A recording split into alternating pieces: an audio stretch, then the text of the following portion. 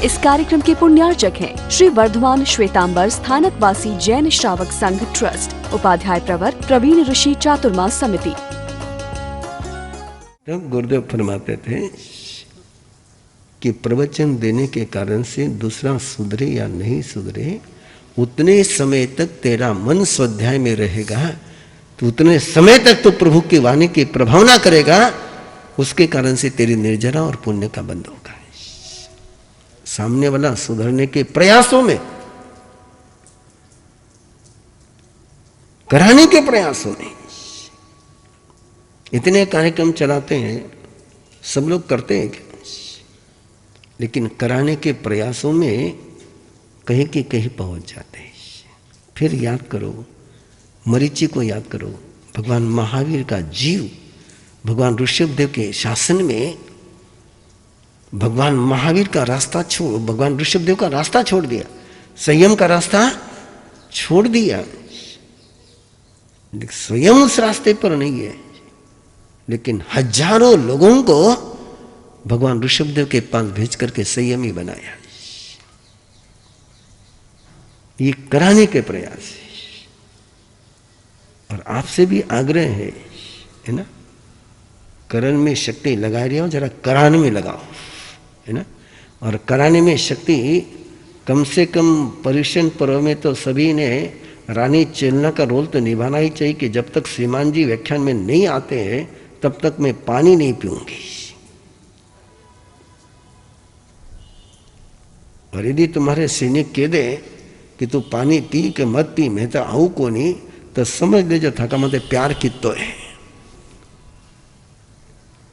और जिसका तुम्हारे पर प्यार नहीं, उसके साथ जी करके करती क्या हो? आ जाओ भगवान महावीर के पास।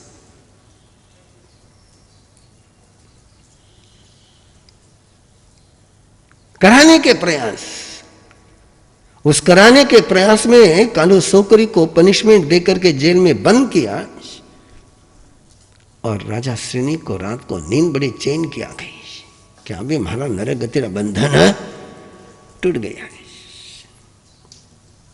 बड़े खुशी खुशी, बहुत खुशी खुशी सुबह परमात्मा के पास पहुंचा। परमात्मा, मैंने कालो सोकरी की हत्या बंद करा दी। बोले तूने क्रिया तो बंद करा दी, उस कालो सोकरी को जाकर के पूछ, उसने कल हत्या करी कि नहीं करी? बोले कैसे? वहां ना भेसा था ना कोई शस्त्र था, कैसी हत्या करेगा वो? मैं क्या समझा रहा हूं आपको? सावज्यम जोगम समझा रहा हूं। क्या समझा रहा हूं? जोगम, किसको योग कहते हैं। राजा सैनिक परमात्मा से कह रहा कि परमात्मा, उसके पास तो मैंने बिल्कुल जेल में ऐसा बंद करके रखा उसको कि जहां पंछी नहीं फड़क सकता है, तो भेसे का तो कोई सवाल ही नहीं, और हाथ भी उसके मैंने खुले रखे नहीं, हत्या करने की कोई संभावना है ही नहीं। राजा सैनिक ने कहा तू मुझे मत पूछ। राजा सैनिक को परमात्मा ने कहा तो कालू सोकरी को जाकर पूछ, उसने हत्या करी कि नहीं करी। और कालू सोकरी के पास पहुंचता है, उसको क्या, तेरा कुल धर्म कर? बोले कुल धर्म निभाया मैंने। बोले क्या बात करता, कैसे निभाया? तो यहां तो एक भी भेसा नहीं था।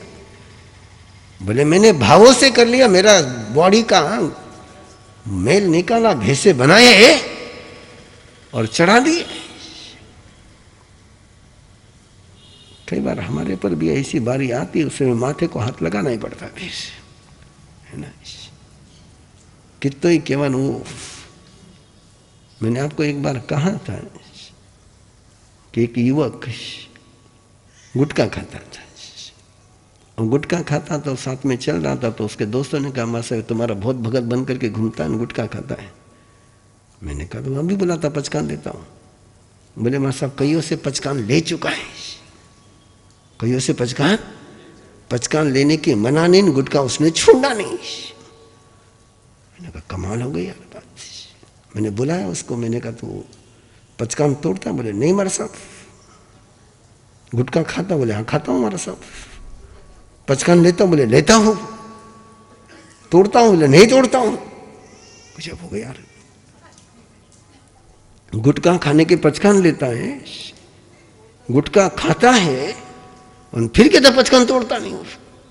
मैंने कहा तेरा गणित क्या है? बोले बस सिंपल गणित है। महाराज साहब के धारणा प्रमाणे पचकान, मैं धारणा करूं जब तक हाथ जुड़े रहा तब तक पचकान।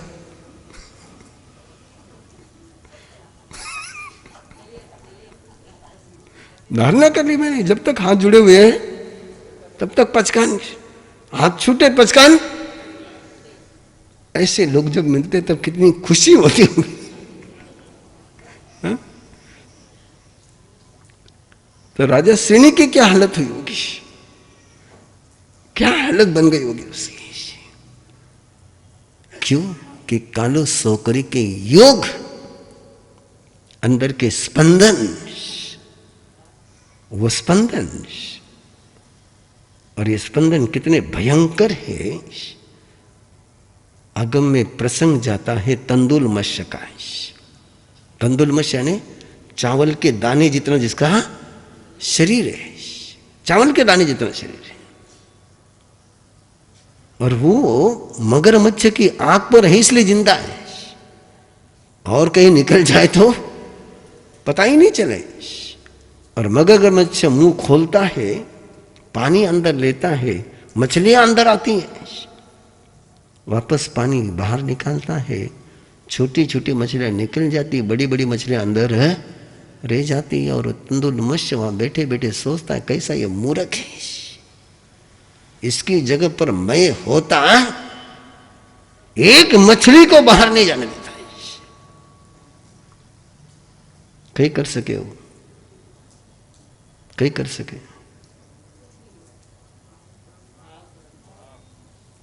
ये मन के स्पंदन है। किसके स्पंदन? मन के स्पंदन। और ऐसे तंदुल मत्स्य आप कितनी बार बनते हो उसको चेक करो।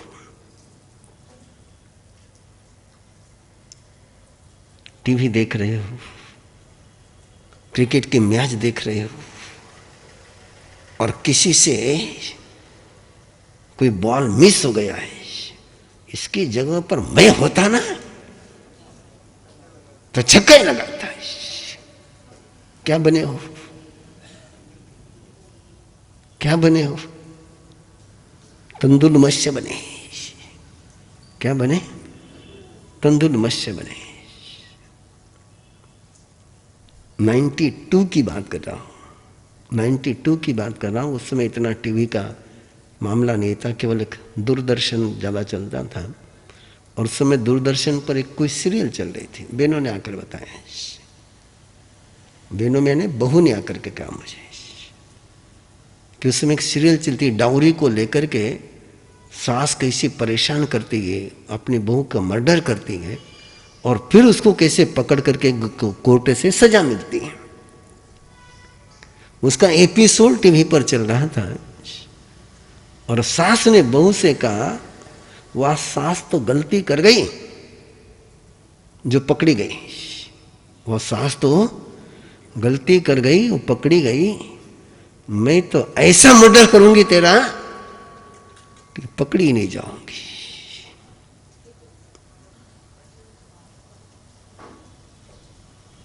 क्या बनी?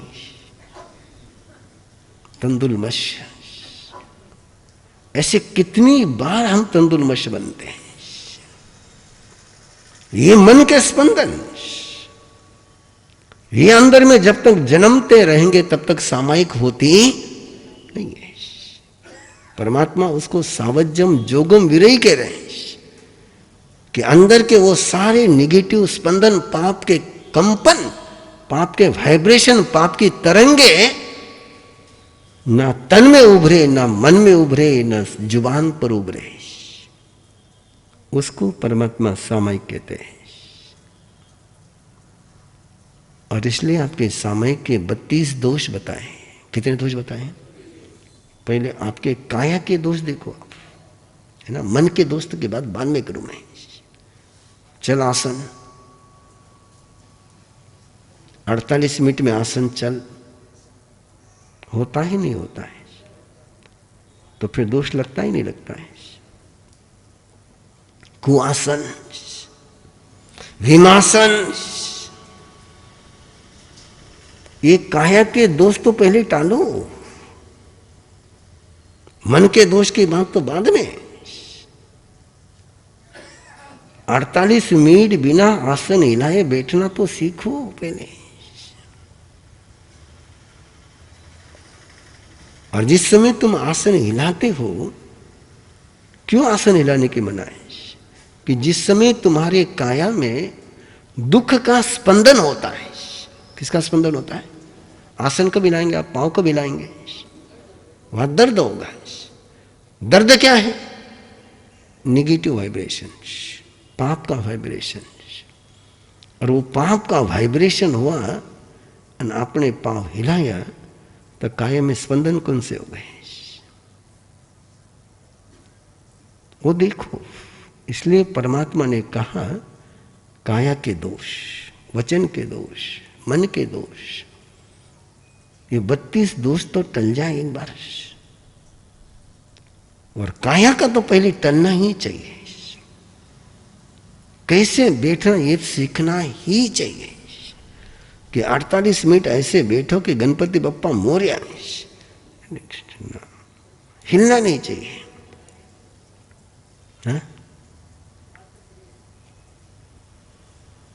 ऐसा बैठते आना चाहिए।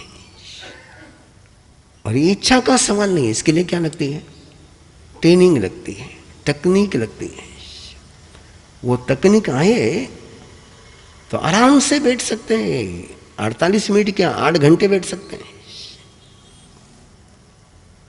बस उसके पीछे क्या? टेक्नोलॉजी, वो तकनीक है।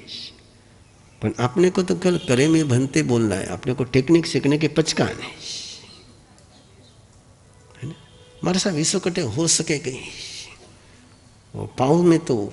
और जो जबरदस्ती बैठ जाएंगे तो पाँव सो जाएगा। और पाँव सोने के बाद क्या मजा आती है देखो। आपके आदमी तो जगा हुआ है, पाँव सोया हुआ है ना? हाँ, पगनी नींद आ जावे देखी थे जाग्या रहा था को पग सुता रहो।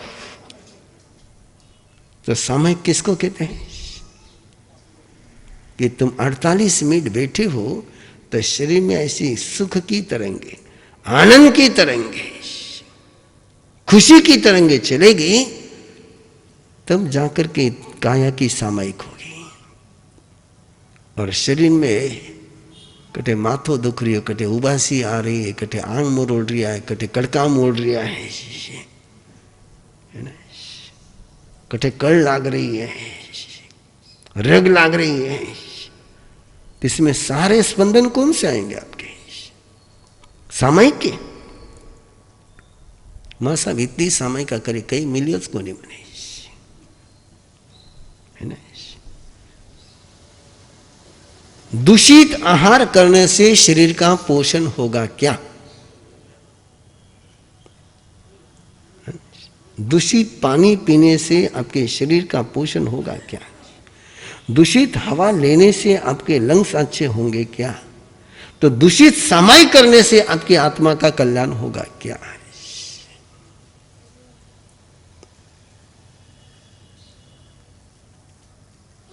नहीं, आहार तो मैं दूषित कर लूंगा, बाद में मिच्छा में दुक्कड़म दे दूंगा, ठीक हो जाएगा। चलेगा ना? हाँ, नहीं चलेगा, फिर ठीक ही कर आओ। हाँ,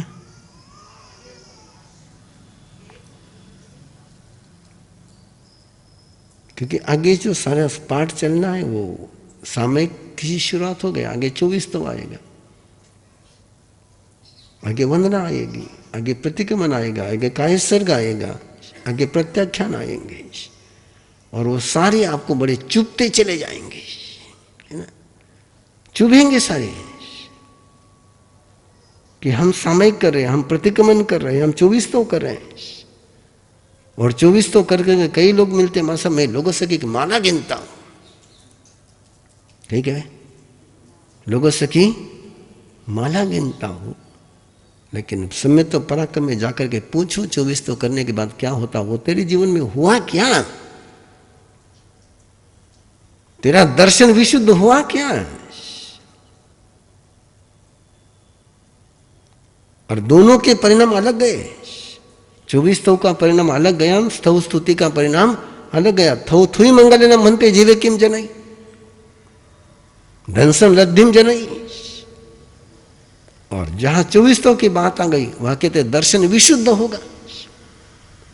तो ये सामयिक की बात है। किसकी बात है? सामयिक की बात है। लंबा समय लगता है सामयिक सिखाने के लिए, लंबा समय लगता है, लेकिन सुखद है परमात्मा का शासन, सत्य है परमात्मा का शासन, कल्याणकारी है परमात्मा का शासन। बेंगलोर में एक 6-7 बेटियां जो कॉलेज में पढ़ने वाली बेटियां थी, उनको मैंने करीबन 3 महीने सामयिक लग सिखाए। कितने महीने? पाठ नहीं सिखाया, विधि सिखाई कि सामयिक में बैठना कैसे, 48 मिनट पूरे कैसे करने, 9 माला, 9 आना पूर्वी, 9 स्वाध्याय, कैसे आत्मा अपने अंदर के स्पंदनों में रमन करना है। 3 महीने लग गए उनको सिखाने में। लेकिन आज भी वो बेटियां सामयिक करती है तो सवाल नहीं उठता कि उनका आसन हिल जाए, उसको सामयिक कहते हैं। तो यहां तो मैंने केवल आपके काया के योग की बात करी, मन के योग, भाषा के योग। इस योग में से पाप निकल जाए, और यदि अपने स्पंदनों में से पाप निकल गया तो क्रिया में पाप आएगा, व्यवहार में पाप आएगा। और क्रिया का पाप कालु सोकरिक जैसा रोग भी लिया, और स्पंदन में पाप चलता रहा तो क्या होगा? कल्याण हो जाएगा? नहीं होगा।